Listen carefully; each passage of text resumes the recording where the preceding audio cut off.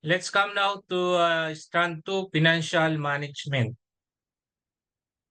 So in financial management, the skills that the school head should possess from level 1 to career stage 4, first, demonstrate knowledge and understanding of policies, guidelines, and issuances in managing finances such as allocation, procurement, disbursement, and liquidation aligned with the school plan up to create and implement a checking mechanism to sustain efficient and effective management of finances while adhering consistently to policies, guidelines, and issuances in allocation, procurement, disbursement, and liquidation aligned with the school plan.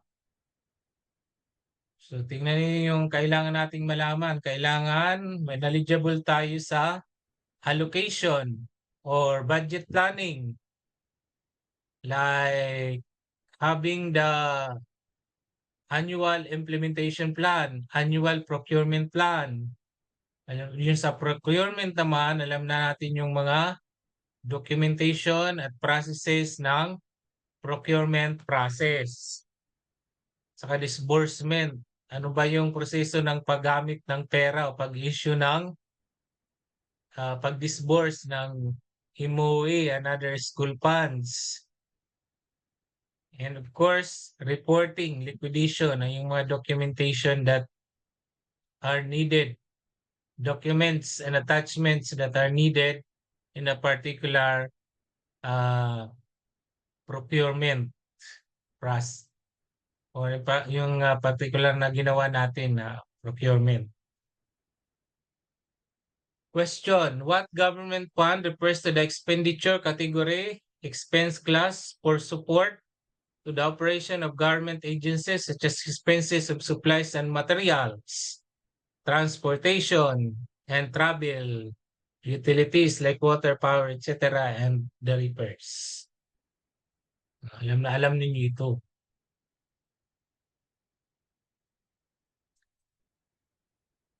The right answer is, of course, letter B.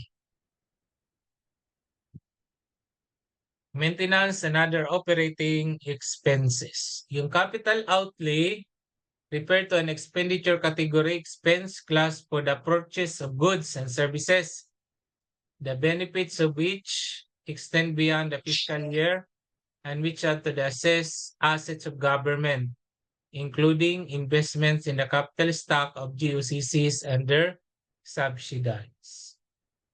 So like, wala naman po capital outlay na napupunta sa school natin, di ba?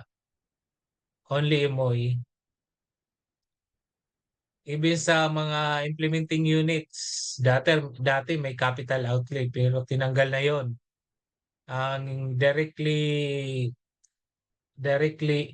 downloaded or released sa mga implementing units sa mga secondary schools po ito ay yung MOE at saka Personnel Services Fund or the PS.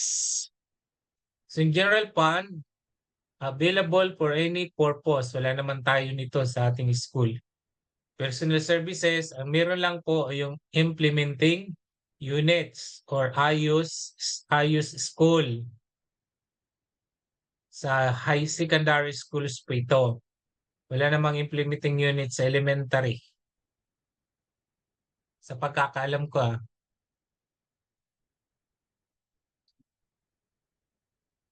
Okay, question. Blank is the single centralized electronic portal that serves as a primary and definitive source of information on government procurement. All government agencies as well as suppliers, contractors, manufacturers, distributors, and consultants are mandated to register to use the system, the conduct of procurement of goods, civil works, and consulting services. Ano po ito?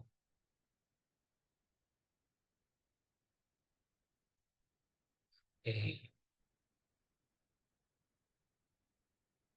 Okay. Lahat ay sumagot ng letter A. Philippine Government Electronic Procurement System. Lahat na ba ng schools ay naka-enroll na sa PhilJIPS or may PhilJIPS account na ba kayong lahat? Sino sa inyo ang may PhilJIPS na gumagamit ng PhilJIPS sa school?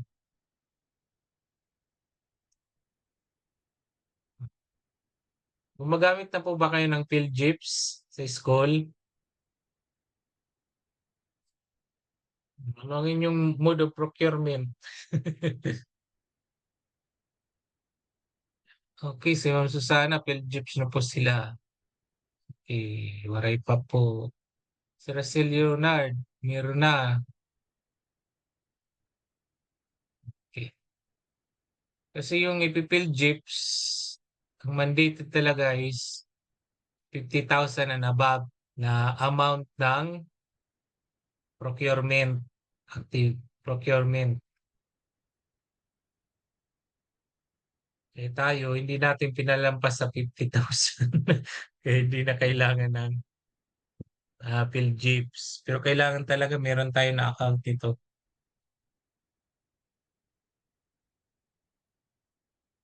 Okay, ano yung PhilJIPS?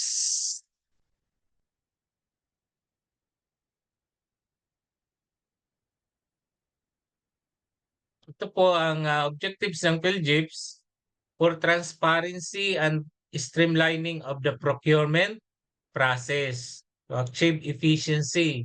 The ICT shall be utilized in the conduct of government procurement. So, two-prong approach has been adopted sa PhilJIPS. Institutionalism of the PhilJIPS, which will be used for procurement of common use items and as repository of all government procurement information. And use or engagement of electronic procurement service providers by the individual procuring entities for procurement of non-common use items. The Procurement Service DBM of the Department of Management, Budget and Management manages the PhilJIPS under the supervision of the GPPB. Government, ito na GPP, parang governing board ito siya ng procurement. The PhilJIPS serves as the single portal and primary source of information on all government procurement. So yung mga kung gusto mong magnegosyo, maging service provider ka or supplier ka ng mga government offices, dapat mag-enroll ka sa PhilJIPS. Nandun lahat nakapost ang mga for bidding, procurement ng mga procurement ng mga government entities. So all procuring entities, lalo na kasama ng ating school, shall utilize the PhilJIPS through the H electronic catalog facility for the procurement of common use supplies. Moreover, all IAEB notices of award and all other procurement-related notices shall be posted in the PhilJIPS, regardless of the method of procurement used by the procuring entity. Ito, ano ito na term? Refers to the amount granted on the explicit authority of the school's division superintendent only on duly designated disbursing officers or employees for legally authorized purposes such as payment of current operating expenditures, including travel expenses and MOE of the school. Ano ito siya?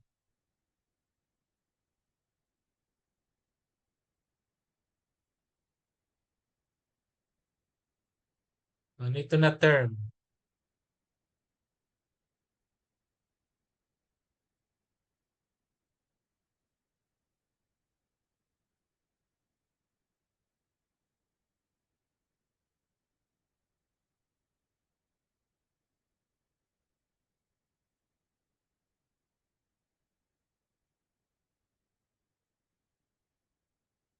CE, cash advance. Correct.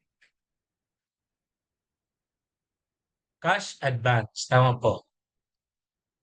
Okay, question. Kayo, i-analyze nyo na muna for 10 seconds.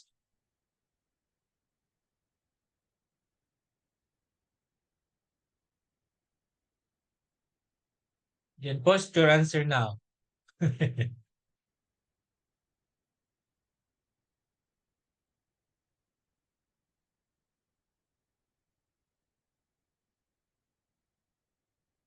Okay. Ang sagot. Okay, B. B. E. Okay. Right answer is letter B. Yes. Because the percentage of utilization is more than 75%.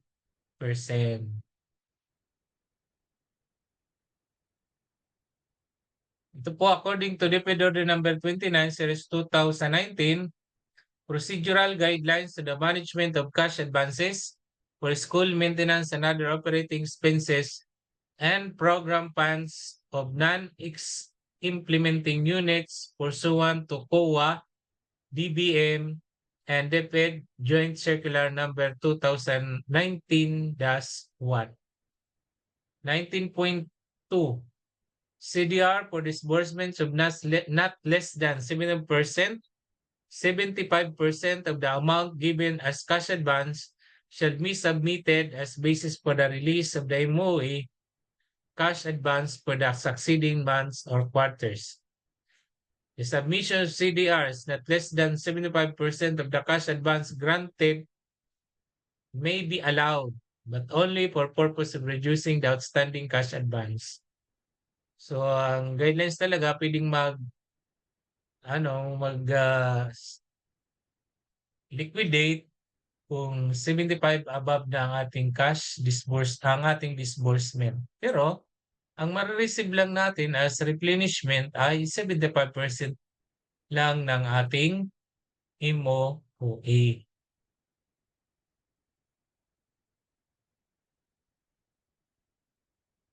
Can a school be permitted to can a school head, kulang ng D, o head. Can a school head be permitted to transfer to another school even if the school MOA is not yet fully utilized? Yes or no? Hindi mo makatransfer si school head kahit hindi pa na-utilize lahat ang MOA na siya ang accountable.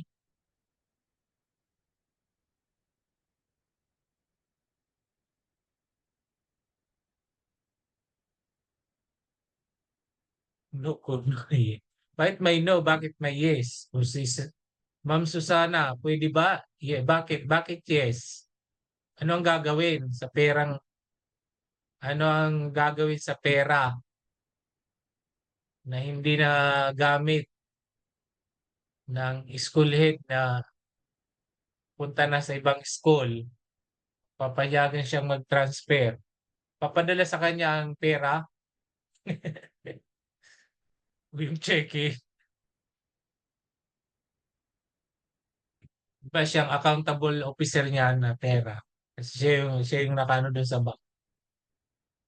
The right answer is yes.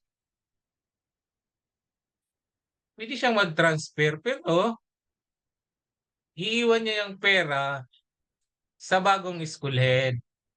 Meron diyang term, parang transfer of accountability. Doon ko pupunta sa, may proseso din dyan. Ito, according to DO 29, procedural guidelines to the maintenance of management of cash advances for school maintenance and other operating expenses.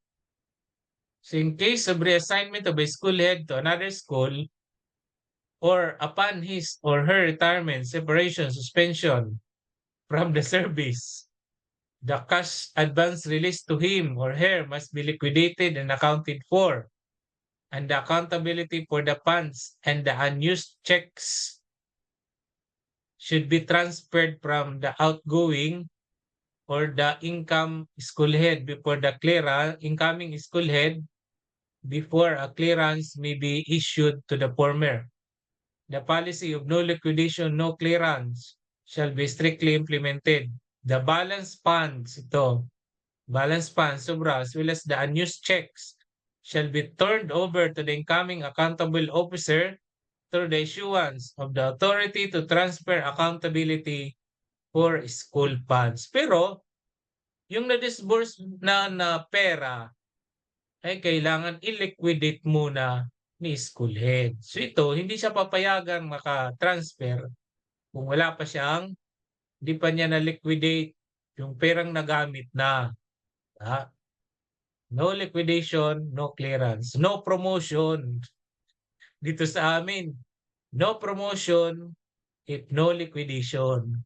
Saka no clearance. Sa inyong division ba, ganun din ba ang inyong SDS? Hinahanapan kayo ng clearance from the accounting o sa inyong accountant na wala na kayong unliquidated cash advance? No liquidation, no liquidation, no promotion kami dito. Ano yung hindi pwedeng makapag-issue ng cheque? Ang susunod na school head. Pero kailangan muna, talagang hindi pwedeng makapag-issue. Kailangan muna magkaroon ng authority to transfer accountability for school funds at saka change of a signatory. Di ba? Ipipraise mo na yung fund, pwede nang makapag-issue tayo ng cheque kapag nag-change na tayo ng signatory doon sa bank. Yun ang pinagdaanan ko ng transfer ako sa AYUS implementing units na school. So hindi nakapag-issue ng cheque ang aming finance team kasi hindi pa ako pwedeng pumirma ng cheque o ng any documents, financial documents habang hindi pa na aayos dun sa bangko ang mga signatories. And of course, yung fidelity bond. May proseso. So ang question lang kasi dito, kung pwede bang makatransfer sa school head kahit hindi pa na uubos ang MOA na siya ang accountable officer. Pwede, pero kailangan mo dumaan sa proseso. Lalo na ito na authority to transfer accountability to the school funds. Of course, nag-liquidate siya at saka mayroon na siyang clearance to transfer. May S2 na siyempre.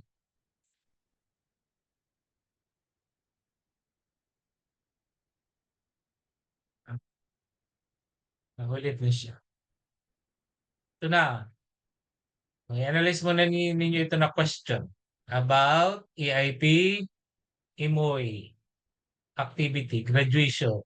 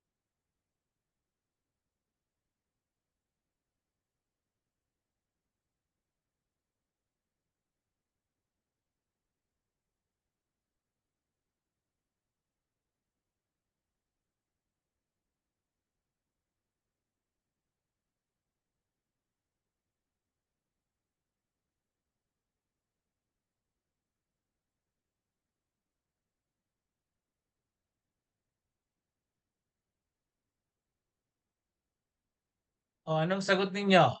Yes or no?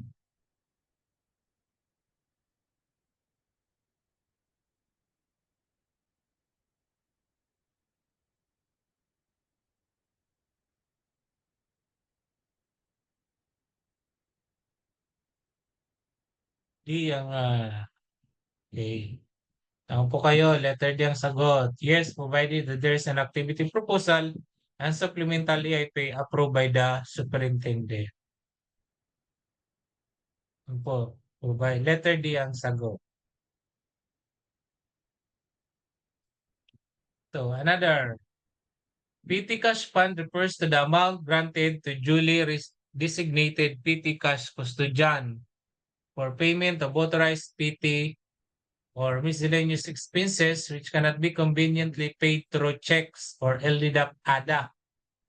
The PCF to be set up shall be sufficient for the recurring PT operating expenses of the school for 1 month. Question, can the school head use the PT Cash Fund for the payment of his travel expenses at district office amounting to 300 pesos? Baka malayong district office nila.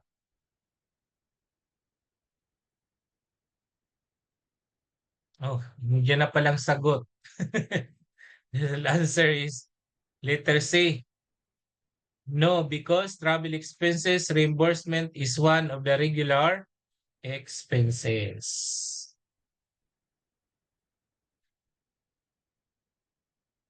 Tama yung Ma'am Susana. Basta makasabit ng supplemental AIP at activity proposal. Hindi pwedeng gamitin ang PTCA sa travel expenses natin.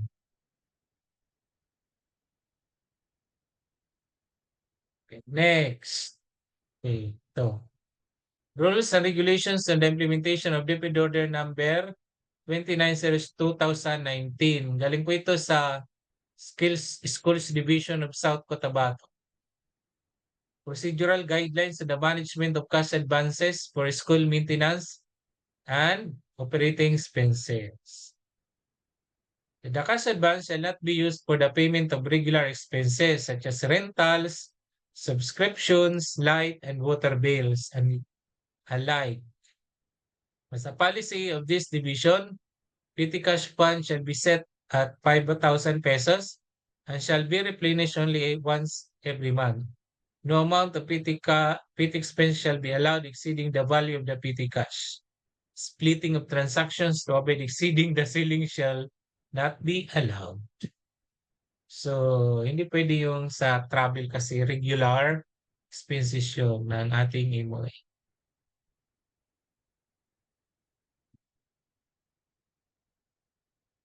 So, alam na natin po, di ba, magagamitan ng MOA to fund activities as identified approved is IP or EIP. Ito, to finance expenses pertaining to graduation rites, moving up or closing ceremonies, and recognition activities. To fund supplies, rentals, and minor repair of tools and equipment and other consumables for teachers and students deemed necessary in the conduct of classes and learning activities. So ano ito? To fund supplies, tools ay minor repair of tools and equipment and other consumables of teachers. Pero ngayon, parang pinipili na yung mga consumables na pwede nang bilhin ng IMO para sa mga teachers. Kasi sabi ng aming accountant, mayroon ng cash allowance sa mga teachers or instructional allowance. So, of course, number one, bawal ang chalk, di ba? About Manila paper, pintel pen, ball pen, class record. Ano ang say ng mga accountant ninyo sa inyong division? Pwede pa rin ba bumili nito gamit ang ating regular MOA? Considering na meron ng cash allowance or instructional allowance ang mga teachers? DTR, bawal. Yes, pwede pa, Dok. Ano yung mga material, Sir Mark, na pwede pa? Bond paper, of course, pwede, di ba? Gamitin sa periodical test. Kasi bulk yan eh. Maraming gagamitin. Bond paper. Okay. Bawal ang ballpen. Kulang na kulang ka sa lab. 5,000 lang naman, oh. Kulang talaga yan. Kulang na sa load. Download na lang, pa-internet ang teacher.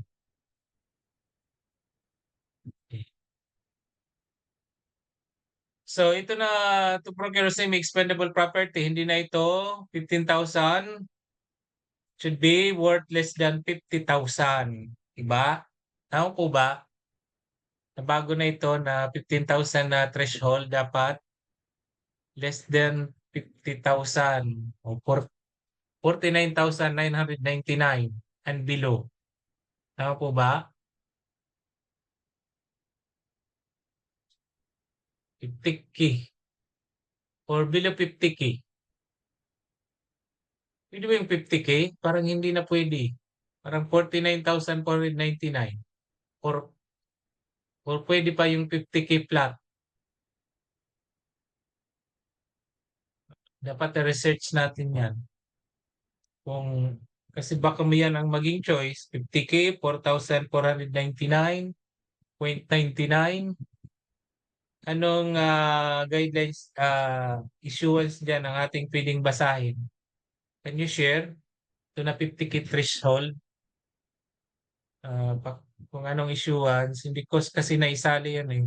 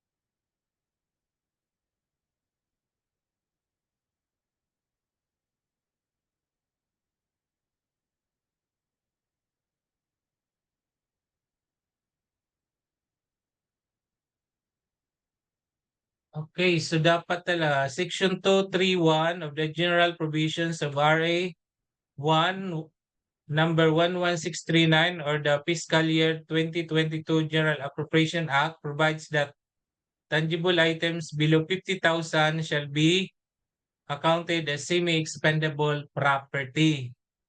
The increase in the capitalization threshold was envisioned to lead to a more efficient utilization of funds in the procurement of goods. So, ibig sabihin talaga, below 50,000. Items below 50,000. Kung 50K na, bawal na sa MOA.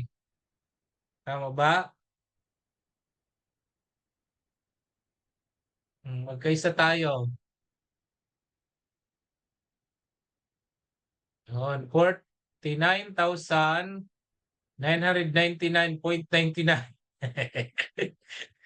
So, bawal tumuntong ng 50,000. Okay. So, kapag ang choice 50K, wrong answer na yan. Sabi ni Sir Abel, dapat 49,999.99. Pwede pa. Sa semi, expendable property.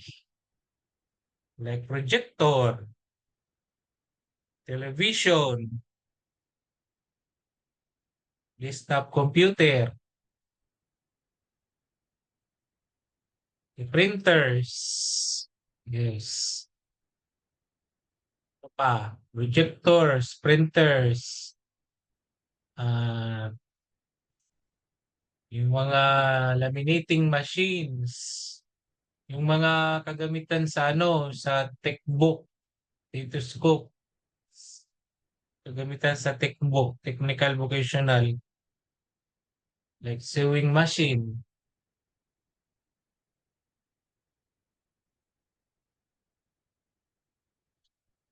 It's me. Dali lang. Right. Smokehouse. So, agree na tayo na kung ang presyo 50,000, bawal. Pero kung ang presyo 49,999, pwede pa.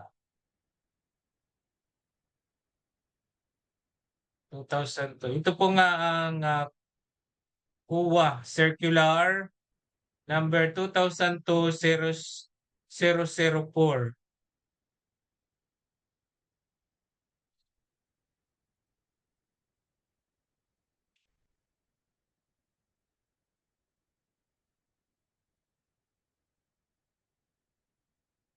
Pero basahin muna ninyo ito na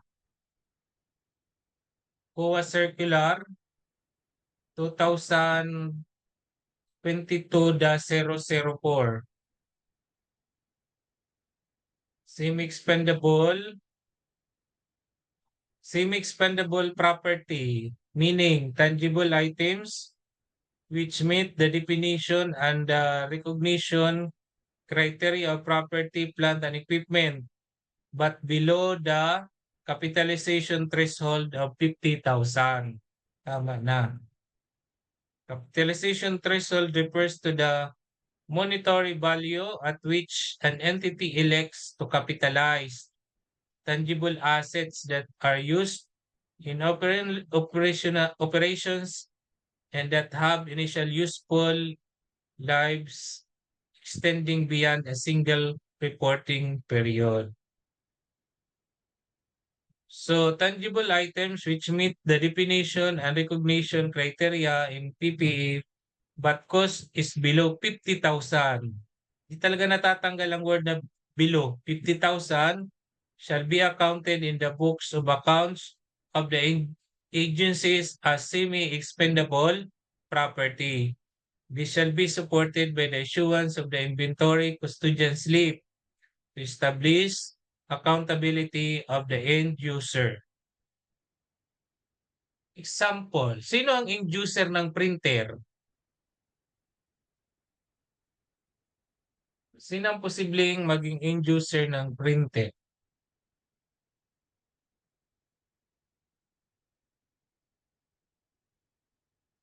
Oh, bakit nawala?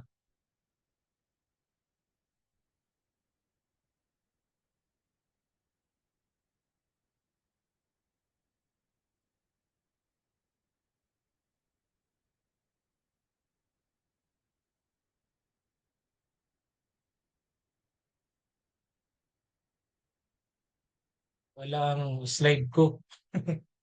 Exchanges ideas lang tayo.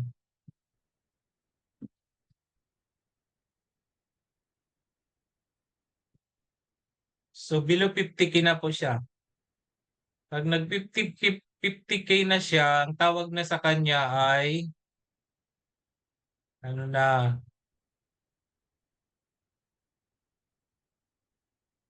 capitalization threshold. Capitalization. So dapat hindi tataas ng 50K.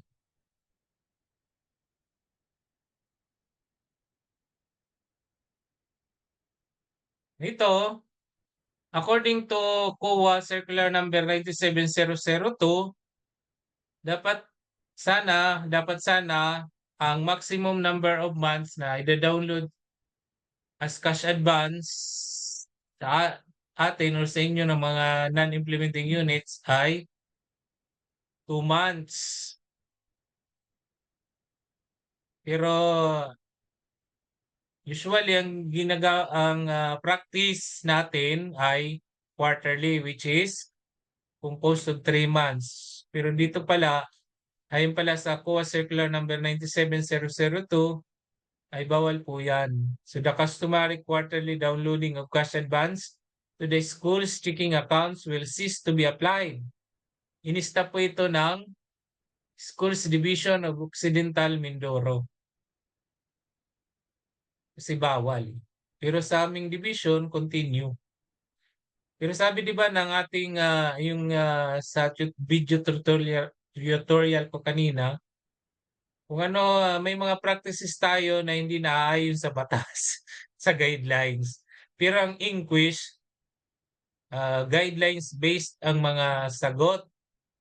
Kaya ito ang susundin natin. pagsagot ng inquiry. Ang maximum number of months na pwede cash advance ay 2 months. So, yung quarterly ay violation na po siya ng COA Circular Number 97-002.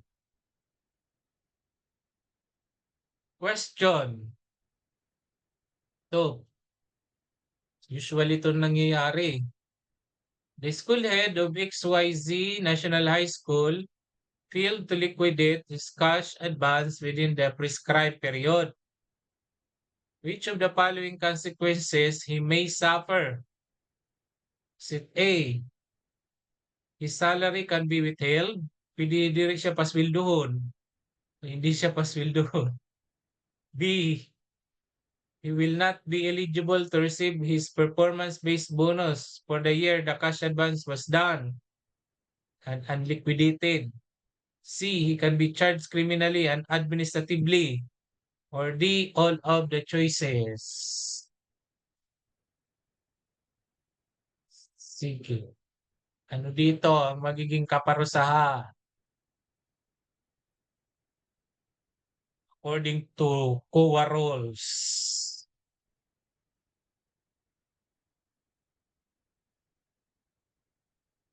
Letter B, may C. Ang sweldo, hindi pwede bang i-withheld? Tanong mo na, pwede bang i-withheld ang sweldo kapag ang isang empleyado hindi nakapag-liquidate or may unliquidated? Kung may unliquidated cash advance? Sabi ni Mark Anthony, no. Sa Maripin, no. Hindi po. Basahin natin ang COA rules ha. Ito po. The right answer here is letter D, all of the choices. So, pwedeng i-withheld ang salary. Withheld lang naman. For the meantime, na hindi pa siya nakaka-liquidate. Kapag naka-liquidate na siya, pwede release ng sweldo. Ito po. Commission on Audit Circular Number 97-002, February 10, 1997 pa. Upon failure of the accountable officer, katulad na ng school head, to liquidate his cash advance within 2 months for AO's holding office within the station and 3 months for AO's outside the station from date of the grant of cash advance, the auditor shall issue a letter demanding liquidation or explanation for non-liquidation. So, ang COA pala ang magdi-demand letter. In 30 days, if 30 days have elapsed after the demand letter is served, and no liquidation or explanation is received, or the explanation received is not satisfactory, the auditor shall advise the head of the agency. Sinang head of agency ta? Di ba ang schools division, superintendent, to cause or order the withholding of payment of any money due to accountable officer. Any money, kahit na ano, na pwedeng ma-receive ng accountable officer. It can be a salary, performance-based bonus, PBB, ano pa yun? Of course, pwede siyang makasuhan pag hindi siya nag-liquidate. So, pwedeng i-withhold ang ating salary kapag hindi tayo, may unliquidated tayo. The EO or accountable officer shall likewise be held criminally liable for failure to settle his accounts. For this purpose, the auditor shall execute an affidavit stating the nature, purpose of the cash advance, the amount not liquidated / accounted for, the fact that no liquidation or explanation has been submitted despite demand, or if explanation has been submitted, the same is not satisfactory. The date the letter of demand was served or on received by AO. Ito, accountable officer rin ha, administrative officer. Another information which may be pertinent to the case. So, The EO, the accountable officer shall liquidate his cash advance as follows. So ang mga pwedeng ang mga prescribed period po ito na kailangan i-liquidate natin ang ating mga cash advances.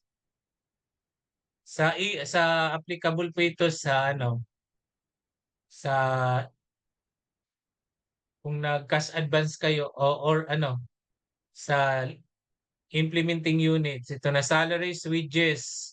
Kasi ang aming salaries na at saka wages ng aming job order employees, kina-cash advance ng aming disbursing officer. Kaya ang aming disbursing officer dapat within 5 days after each 15-day end of the month period, dapat ma-liquidate na niya yung cash advance. Yung petty cash expenses within 20 days after the end of the year. Official travel. Ito sa mga offices ito at saka implementing units. So kung nag-cash advance para sa official travel, dapat pagbalik, kung abroad yan, 60 days. Pero kung local, 30 days dapat ma-liquidate na yan. That is the prescribed period. Ha? Sa sa grant of PBB, failure to liquidate cash advance within the prescribed period shall mean ang magiging consequence ay hindi pwedeng mabigyan ng TBB ang accountable officer. Failure of the accountable officer to liquidate his cash advance within the prescribed period shall constitute a valid cause for the withholding of his salary and the instruction of other sanctions as provided for under paragraphs 9.2 and 9.3 hereof. Oh. In reaction, hindi lang ating salary Pag may unliquidated tayo, o hindi tayo pasweldohin is nating superintendent,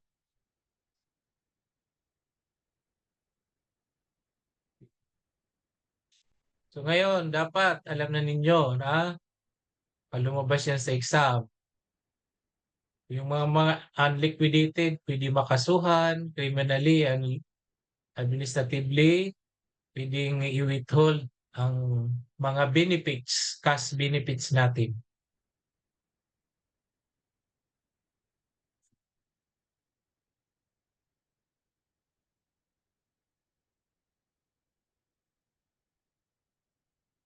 Question. Without prejudice to the provisions of RA 3019 and other penal laws, public officers who commit any of the following acts shall be criminally liable. O iba naman po tayo sa bidding na, part of financial management. Bibili tayo. Halimbawa, malaki ang school mo, milyon-milyon ang pera. Meron tayong procurement na magpo-procure tayo ng amount ay 2 million. So dito ang hindi criminally liable ang mga kasapi ng Bids and Awards Committee at saka yung probing authority. This is actually the first question noong 2015 inquest kung saan po ako yung number 1. Dalawa po kayong nag-number 1 sa buong Pilipinas. Ang average score namin noon sa taga-region 3,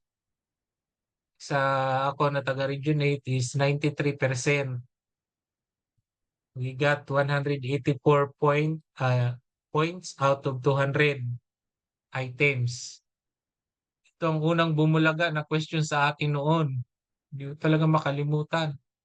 Buti na lang may background ako sa bidding nung nag-attend pa ako ng mga meeting noon sa DPWH. Nasagot ko ng tama. Okay, ano ang tamang sagot?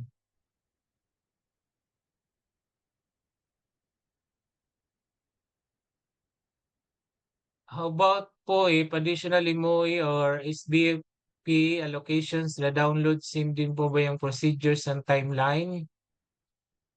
Siguro iba po, school-based feeding program, after siguro ng prescribed implementation, di ba? Yung sa school-based feeding program, pagkatapos ng implementation period, dapat within 1 month or 1 month or 2 months. Kasi kailangan i-clarify natin ito sa Aninius, ito sa inyo accountant. Pero ang pinakamatagal na po dapat is 2 months. 2 months. Sa mga local kasi ang 2 months kasi sa travel yun travel outside the Philippines. So usually 1 month. Di ba ang imuhin natin kung monthly every 5th day of the preceding month nung monthly pa na allocation natin o release. Pero dapat as early as possible makapag-liquidate kayo o tayo.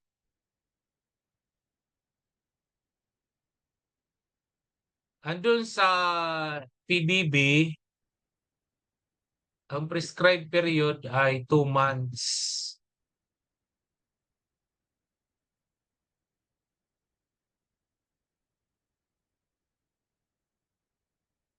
Okay, balik na tayo dito sa sa question na to, sa bidding na. Anong sagot ninyo dito? May sumagot na kanina. Letter D. Letter D. Si Leonard, letter D. Marian, letter B. Maripiada, B. Nadi, B. Si Leonard Evangelista, D. Okay. May A. Hindi. Ito na isa. May A. Ano ba talagang tamang sagot? The right answer is letter D. Selling of bid documents to the bidders to recover the cost of their preparation and development. So, ang letter D is legal po ito. Hindi po ito labag sa batas. Ang labag sa batas ay yung A, B, and C. Bawal po labag po sa batas ang opening any sealed bid including but not limited to bids that may have been submitted through the electronic system and any and all documents required to be sealed by divulging their contents prior to appointed time for the public opening. So, i-open talaga yun doon sa oras na dapat i-open.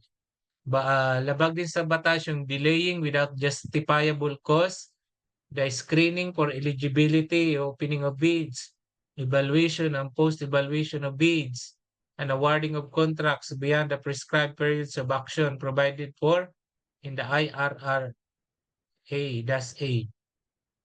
Labag din sa batas ang unduly influencing or exerting undue pressure or any member of the BAC or any officer or employee of the procuring entity to take a particular action which favors or tends to favor a particular bidder.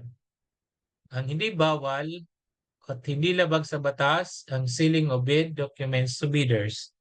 Ito po ang guidelines on the sale of bidding documents, past policy statement.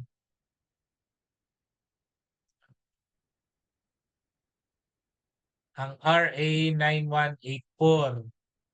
Ayon po sa RA 9184, bidders may be asked to pay for bidding documents to recover the cost of their preparation and development. The BAC shall issue the bidding documents to the prospective bidders upon payment of the corresponding cost thereof to the collecting disbursing officer of the procuring entity or concern.